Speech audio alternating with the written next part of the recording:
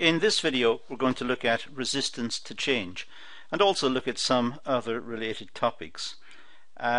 This video is linked to several others in the series, in this particular module and in other modules, so it's important that you try to see those other videos as well and make your own notes and do some research in the area. So to start, there is what we call overt and covert resistance. Overt is in the open, obvious resistance, and covert resistance is behind the scenes, shadowy sort of resistance, not talked about, but it's there and it's real, but it's secretive almost.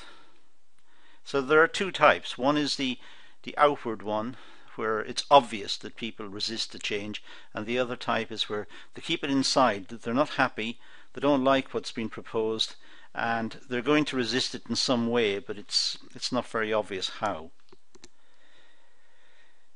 Also have the resistors consciously or unconsciously undermined the change, because sometimes resistors, the people who resist the change, they may have consciously or unconsciously undermined it. Now that means they may have stopped the change, or they may resist the change, and they might do this consciously, they set out to do it, or simply they do it unconsciously. They do it by their actions, by not supporting the change, by not being wholeheartedly behind it. So the change does not go through. So sometimes resistors can, as I said, consciously make it obvious that they resist the change and do everything in their power to stop the change, or alternatively they may subconsciously or unconsciously oppose the change, in the sense that it's inside them, they're not wholly committed, they resist the change. These two extremes allow managers to categorize resistance and allow a manager to choose a course of action effectively. So the fact that we can identify different types of resistance to change or approaches to change means the management can try to categorize what's likely to happen and develop policies to deal with it. So here we've got overt change, which is overt resistance, I should say, to change, which is obvious, open, declared resistance to change. People are saying out loud they do not want to change, and they are overtly against it. They are openly against it. Covert resistance is more deep-seated. It's not spoken about. It's resistance which is planned and secretively spoken about, and perhaps groups of people may plan to resist the change, and it's not obvious who's supporting the change or who's against it. It's more a shadowy world, the covert resistance. And also we have the resistors which are consciously undermining the change, openly doing their best and trying hard to resist the change, and the unconscious ones who are resisting the change but not putting a lot of effort into it, just nonetheless not supporting it, and thereby reducing the possibility of the change. So we have different extremes here, and we can put these into a matrix to have a look at the types of person involved. So we'd have the overt and covert, like we just talked about, and the conscious and the unconscious. Now let's just look at this for a moment. Let's just let's put the cursor onto the screen. Okay, now here we've got conscious resistance and overt. Well, overt is open, and conscious, it's planned and open. So the type of person here we're looking for is a protester. Protesters are overt. We know who they are. They're making it obvious that they resist the change, and they're conscious. They're doing it consciously.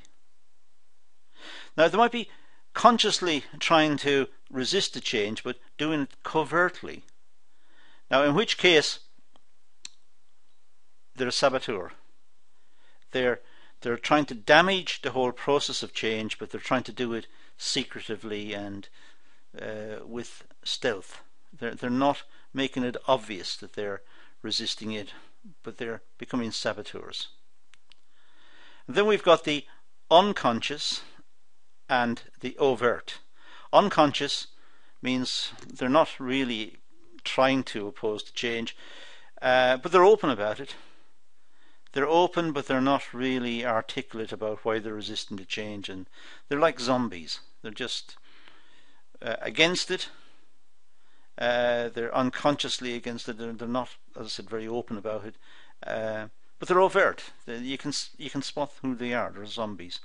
And then we've got the covert, the people who are planning against the change, and they're also unconscious. These are the survivors.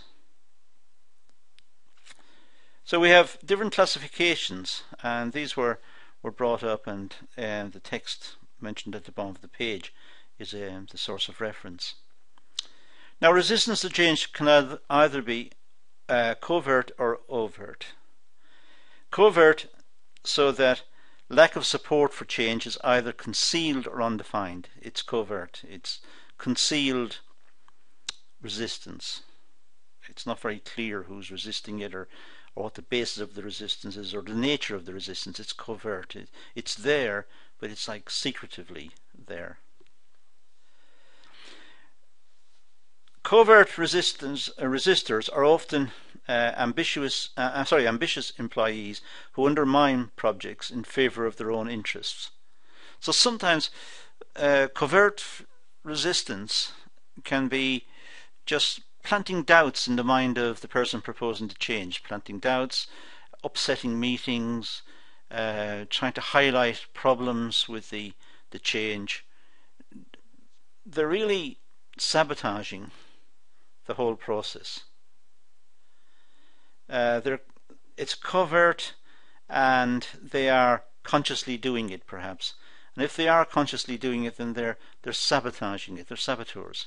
They're consciously sabotaging the possibility of change. They're planting doubts, and they're upsetting the meetings and upsetting the plans, and slowing the whole process down, and getting it a bad reputation, and highlighting all the bad parts of it. So sometimes employees do that because they want to promote their own ideas or promote themselves, or their ambitions lie in the resistance to some change. It's often not detected until it's too late. Sometimes after some proposed change has failed or not been implemented, the reasons why it wasn't implemented come to the surface. They come to the surface because one person may have altered the timings of the meetings, or changed some aspect of the information associated with the change. It might be quite deliberate sabotage, in which case it's not just unethical, it might even be illegal. So, but it could be that it's if it's not that serious, certainly unethical. It's not right to simply resist the change using these tactics. The change should be resisted openly and frankly, and through criticism they may even improve the proposal. But going around the back and just resisting the change, and trying to build up support for people who are against it, and trying to frighten people that the change will damage them in some way, and putting around rumours, and that's the type of covert activity that we're talking about here. Overt resistance, so that those who resist change express their opinions openly and offer their reasons for disagreement. Now, this actually could be a good thing. This could improve the proposals. It could lead to open discussions and debates about the advantages and disadvantages, and the fact that people are resisting the change may be a good thing, because it'll strengthen the proposal if it does go through. Their criticisms will have to be built in and answered. So this type of overt criticism could be a good thing. Because of overt resistance leads to debate and sometimes conflict, it means that this is far easier to manage than covert resistance. Covert resistance is difficult to manage because it's difficult to know who's doing it and what's been said, and it's just creating a bad atmosphere, covert. But overt resistance is in the open.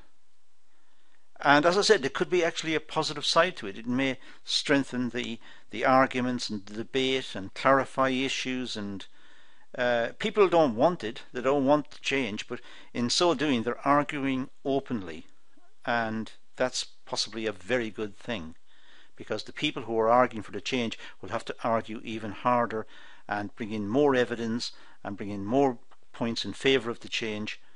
So there's greater understanding all round as a consequence of this type of resistance. Managers, as I say, can hear and see their adversaries in cases of overt resistance, but covert resistors are far harder to detect. Covert resistors are difficult to find. Who's resisting it, and what's been said behind closed doors, and what's been planned, and who's in it, and what will they do? And there's much more fear and anxiety about covert, and it's not a very nice atmosphere working in a place where there's a lot of rumours and perhaps false rumours circulating about particular developments. Overt, people know, it's obvious who's in favour and who's against. Overt, so that those who resist the change express their opinions openly and offer their reasons for disagreement. So it's open. Managers can deal with it, more effectively, as I said. So managers are happier because the overt criticisms are in the open, and they can talk about it and debate it, and they can see who's opposed to it. And it's difficult, as I said earlier, to deal with covert. So those are the issues against, the use of covert and overt resistance. Two types. Now, unconscious and conscious. Well, when resistance is unconsciously motivated, employees do not actually realize that their actions are undermining the change process. Undermining the change process means that they are not committed to it, but they're not quite sure why they're not committed to it. It's unconscious. They have a feeling. They're maybe just their actions. They're not fully committed. They're not unsure about it, and so they're not fully behind the proposals. It's an unconscious resistance. They need to be convinced. They need to be spoken to more. Their actions might be based on wrongful information, poor training, or it might be deeply ingrained habits. People work in an institution for a long time, work in a company for a long time. They have certain routines. The change might be proposing to change those routines, and people are unconsciously unhappy, and they're opposing the change. They're not committed to it. They're not participating. So there may be resistance because of ingrained habits, or it could be wrongful information. Perhaps they misunderstood what was being proposed. If it's very complex, it might be difficult to understand, or they may not have the skills, or may not be trained, so that they don't understand the consequences, and they may be fearful for their positions. So they might be just unconsciously against the proposal. Unconscious resistance or resistant provides management with difficulty because the resistors believe themselves to be entirely innocent of resistance. If they're unconsciously opposing it, as far as they're concerned, they're not conscious of it, so they don't actively oppose it. They're just not committed. So management find it difficult because they're not in the open. And they're not in the open because they themselves don't think they're resisting it. They themselves think they're going along with it, but in fact they're not enthusiastic, they're not supporting it, they're not pushing through the change. Conscious resistance is also a great challenge. These resistors adopt their position after considering the change. So these are conscious resistors. These ones have thought about it. They know what the change is, they know what the proposals are, and they're looking to resist the change. They may be misinformed or even self-serving, but their opinions must be heard. It's important that accurate information is passed out, and these people may be just misinformed. They might need to be put back on the tracks. They might need to be briefed properly as to what the change involves. But they're consciously opposing it. They know what they're doing. They're against it, but the reasons why they're against it may be complex, as I'm suggesting. If they are not, then their resistance only grows. If they're not properly informed, the resistance will grow. The mind will exaggerate the problem. They will see the problem. If it's not dealt with, if the information is not put right, if they're not briefed properly, then they will exaggerate the thing. They will imagine all sorts of outcomes that can happen. So the four extremes of resistance can be expressed as a double matrix, as I said. This matrix has four quadrants, which categorizes the four elements of behavior, and it's the one we looked at right at the start of this session. Each quadrant identifies different kinds of resistance: protester, saboteur, zombie, and survivor. Now, with the first one, let's just look at that, the covert unconscious. Now, the covert unconscious is the survivor. These are resistors who don't realize that they are undermining the change.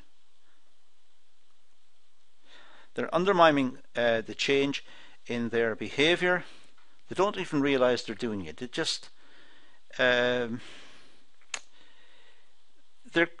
covert. They're not in the public. They're not making it obvious what they believe or what they think. And they themselves are not really that conscious of it. Their actions are they're either indifferent or they're against it, but they're not highly motivated.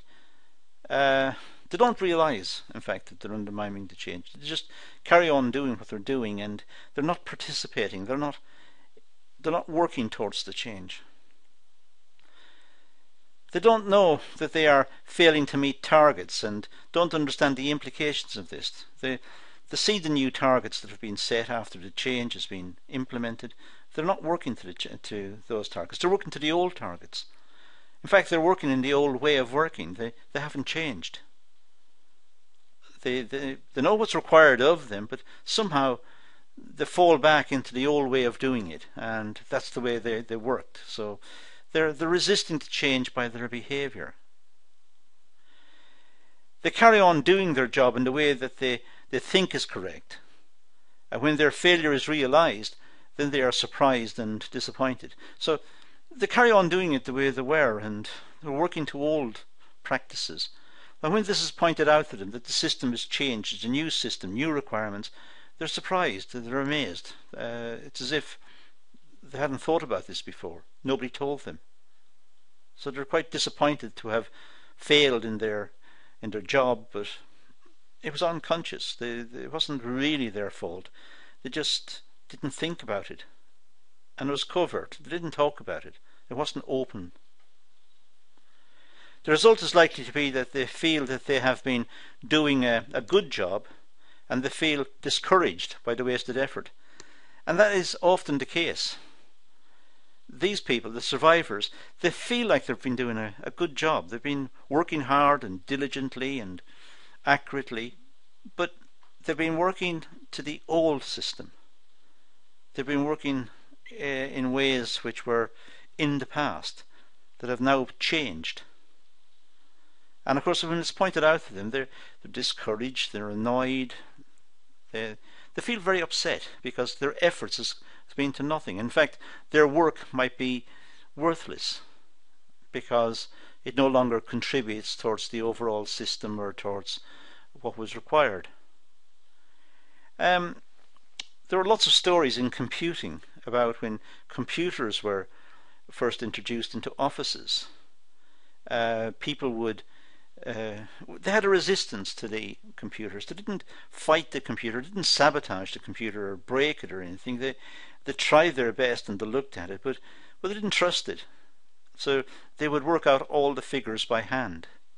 A spreadsheet could have done it really efficiently, but they were working it out by hand. And eventually, when it was pointed out that if you typed it into the spreadsheet, it would do it far faster and more accurately and so on, then they felt that their efforts, they were trying to do the best. They were not malicious. They were trying to do their best, and they felt disappointed. There are many stories in the computing world about the early days of computerization in offices. The saboteur. Well, these resistors undermine the change while pretending to support it. These are covert. They're pretending to support it. They're not showing their feelings. They're internal. They're not obvious what they feel. But they are conscious that they don't want it.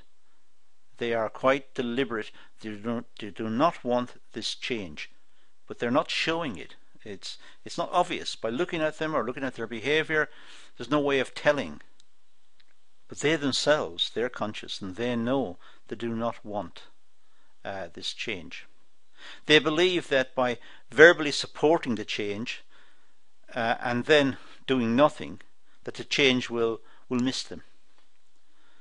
Often people hope that by supporting the change openly and saying yes, yes, yes, but not doing anything to implement the change or to bring about the change themselves, that somehow the change will either go away, it won't be implemented, or somehow it will be implemented, but they themselves will be left so that they can carry on what they were doing before. That's their belief. The change will happen, but they will be left alone. They will be left with the old system and be able to carry on their life as normal, as the way they see it. It may also be the case that these employees sabotage the change for their own gain. Sometimes people look at the proposed change and they think if the change fails, then their particular part of the work might be promoted and become more important, or that will be more valued. So what they need to do is to not say they're against the change, because that would look bad, but they are consciously against it. So they don't want anyone to think they're against it, but they actually are against it. So they're covert and conscious. So what they need to do now is sabotage it, make sure it doesn't go through. Do something to upset it, get it a bad reputation and get bad results, and in a sense engineer a failure of the proposed change, so that when the change fails they will be promoted and being seen as the saviours. So sometimes people oppose it for that reason. Now that's highly likely when within environments of high competition. So when there's a lot of competition in the environment, employees are fighting for recognition. And I say competition here, I mean competition within companies for positions, for careers, for particular jobs. Many people want promotion and so on. Then you'll get planning of this nature. You'll have covert. People are saying they're for something, in fact they're not. They're consciously against it. They're going to try and sabotage it, and when they sabotage it, they hope to get promotion and to be seen to be more valuable than their colleagues, so they will be promoted above their colleagues. And that might be one of the reasons why there is this type of resistance to change. The protester. Well, these resistors believe that their refusal to change will bring about positive results for the company. So these are overt and conscious. These people come out in the open. These people speak their minds openly. Everyone knows what they believe. They're not hiding anything. and they're very conscious. They know exactly they're against it, and that's it. So these resistors believe that their refusal to change will bring about positive results for the company. They believe by resisting the change, they're helping the company. They've got the company's interest at heart. The change is bad. And they're arguing for this openly. Everyone knows what they believe and why they believe it. These employees do have a positive side, and they serve to protect the company tradition and discourage rash and sudden decisions. So they've actually got quite a positive side. There's something good about these people, because sometimes change can go through too fast and perhaps not have been thought about or reflected upon sufficiently. And when it's implemented, it can be a disaster. It could not lead to the efficiencies that were anticipated. So by having protesters, people who are arguing against it, it slows everything down. It means instead of going through in one meeting, they have to have several meetings, and people have to think while they're away from the meeting, and there's a process of reflection and thinking, and if it does go through in the end, it's got a higher probability of success because it's been thought about more. It's been debated. All the downsides have been looked at, or as many as that can be figured out have been looked at. And that's a good thing. These are the easiest resistors to manage, as they are open and it's possible to discuss the problems clearly and rational. So they are rational about their arguments. So it's possible to deal with them rationally. It's possible to sit them down and talk to them and debate with them and try to prove that they're wrong, and they try to prove that the proposer of the change is wrong, and so there is a debate, and it's open. In fact, this is a good thing. It exposes weaknesses and makes planning more effective, because there's nothing rushed, and also there is nothing left debated. It sort of reduces risk. That's probably a good way of putting it. It reduces risk. This type of resistance is possibly a good thing. The zombie, well, this is overt opposition to something. They're open about their opposition to it, but it's unconscious. They're like the extreme case of the survivor. They are so accustomed to acting in a particular way that they are unable to change. So they make it obvious that they oppose the change, but they're unconscious. They're not. They can't think about it because they're so accustomed to doing something the way it is. They've worked for the company for so long, it's always been done this way, why change it? They might be looking at things like their retirement, and they don't want to learn two new techniques at this stage in their lives. That might be an issue. But more than likely the case, they genuinely believe that what they're doing is the most efficient way. It's the way they've always done it. So why change? They may agree to what they are told, but they have neither the will nor the ability to create change. So even though it's been explained to them that the change is a good idea and it's got the following advantages, it's been clearly explained, and even though they sit there saying, yes, I understand, and I can understand the benefits, and that's a good idea, they go away and they still won't do it. They'll still revert back to what they were doing. Either they don't have the will to make the change, or they don't have the ability to create the change. They just can't bring themselves to implement the change.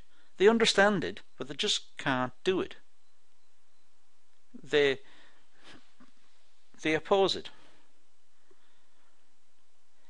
It's often common in highly stable environments that are suddenly required to change. For example, in the privatization of the rail industry in the UK, there were people who had worked for the rail industry and worked well for the rail industry. Honestly and openly had worked well for the rail industry for many years, doing a good job. When the changes came in and there were new working practices, they resisted it because they couldn't bring themselves to do things differently. They may have understood the logic for the change, they may have understood the benefits of the change, but they just can't do it. It's always been done in a certain way. That was their whole working life, so they can't bring themselves to change. So we have our 4 types: protester, saboteur, survivor, and zombie. And now we can classify the people who resist change according to this particular categorization. Now, the culture of the organization. Well, the culture of the organization is also suggested to be an important part in the resistance to change. Sheen states that organizational culture consists of 3 levels. So there are 3 parts to organizational culture. On the surface, there are overt behaviors and other physical manifestations. So one level of looking at the culture of an organization, and particularly the culture in terms of the resistance to changes, there's a superficial level, a level which is pretty obvious. It's overt behaviors. It's what people do. It's what people say. It's the way that people act that can be observed. They're not hiding this. This is overt behavior. And it's possible to look at the implications of their behavior and observe them. So there's nothing hidden here. And below this is a sense of what ought to be. These are the values. And sometimes people carry these inside. They believe this is what ought to happen. This is what we're actually doing, but this is what ought to happen. They themselves have the seeds for change almost built into them. They want to see something happen. This is what ought to be done. This is what they believe, but it's under the surface. And at the very deepest level are those things that are taken for granted as correct ways of coping with the environment. If you like, the basic assumptions. So at the very deepest level, these are the things that are taken for granted as correct ways of coping with the environment. So people understand that this is the right way to do it. So there are 3 different levels of organizational culture. The one that we see, then there's the one that people are carrying around which they believe is the ought level, which what should be done. And then at the very deepest level there is an understanding of the correct way to cope with the environment. Culture is built up over years of trying, learning and adapting behaviors that eventually lead to a joint and workforce solution of environmental, organizational and individual forces. Now what that means is that the culture is built up over years. People who work in the same company for many years will get to know each other. They'll get to know the working practices. They'll get to know almost the machines and the capacity of the machines and the speed at which they work and the routines of the business. There's a culture within the business, and they will see the product in a certain way and they'll see the management in a certain way and they'll relate to each other in certain ways. It's all established because people have worked like that for many years. And in fact, employees who join the company from the outside, when they first join the company, may be a little shocked or a little upset because they feel on the outside of this culture. They don't know it exactly. So the culture should be welcoming to them, which it often is. But the culture is the culture. This is the way it's done. And people have built this up over the years of trying and learning and adapting behaviors. They know each other. They know the routines. They know the machinery. They know the layout. They know where things are. And this eventually leads to a joint and workable solution for environmental, organizational and individual forces. This is what the company is.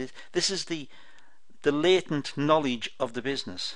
This is what the knowledge of the business enables it to continue. People know where the tools are, they know where the raw materials are, they know what the machines are capable of, they know how to fix the machines and keep them running, and how to deal with each other. And it's a community, it's a culture. And this is the if you like, the knowledge of the business. It's latent, it's not obvious. Looking at it, it's not observable, but it's there. Over time, it's reinforced through the formal and informal employment and promotion of people who buy into the culture.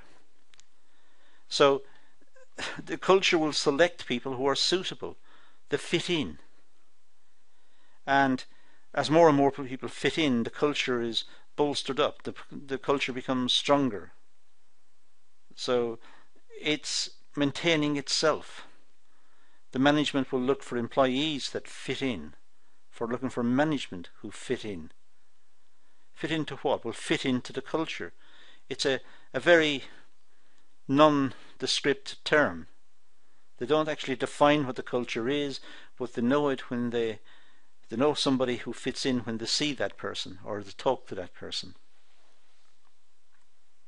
Attempts to change this culture will create resistance because of anxiety and confusion that will come from the requirements to change the basic assumptions and values that provide stability and direction in employees' lives. So there we have the kernel of the resistance. Whenever the culture of the organization is threatened, there will be resistance. Now, threatening it could be the introduction of change. Somebody or something proposes change. The market may change. That will cause confusion in the business because it's not internal, so people don't know how to deal with that change. People may think it's not worth carrying on. They want to change job completely because the business is changing beyond all recognition. But maybe if it's internal, the change, they can resist it. And because they've got such a strong culture, such long-term ties to each other and to the premises, and I mean, these people know everything. They know about the machines, the layout, the processing of the materials by the machines. They know the stores and the store manager, and they know about everything about that organization. So when somebody internally proposes a change, almost inevitably it'll be opposed. If it's from the outside, as I said earlier, if the customer is looking for something new which necessitates change, that could lead to confusion, and it could lead to people leaving or taking retirement, or it's not worth it, the thing has changed, the world has changed, we don't like it, we were getting out. So it may lead to considerable upset within the company, and it may be that new people have to be brought in from outside, new recruitment of people with the skills necessary to produce the product that meets the changed consumer requirements. But as I said, if the change is from within, then the culture of the business will kick in and resist the change. So we have an understanding of the resistance to change based, in this case, on the culture of the organization. And that's all we're going to deal with in this topic. As I said, this is one class amongst many, one video amongst many on this topic of resistance to change. So it's wise to look at the other videos as well. But that's all I'm going to deal with here, so thank you for watching.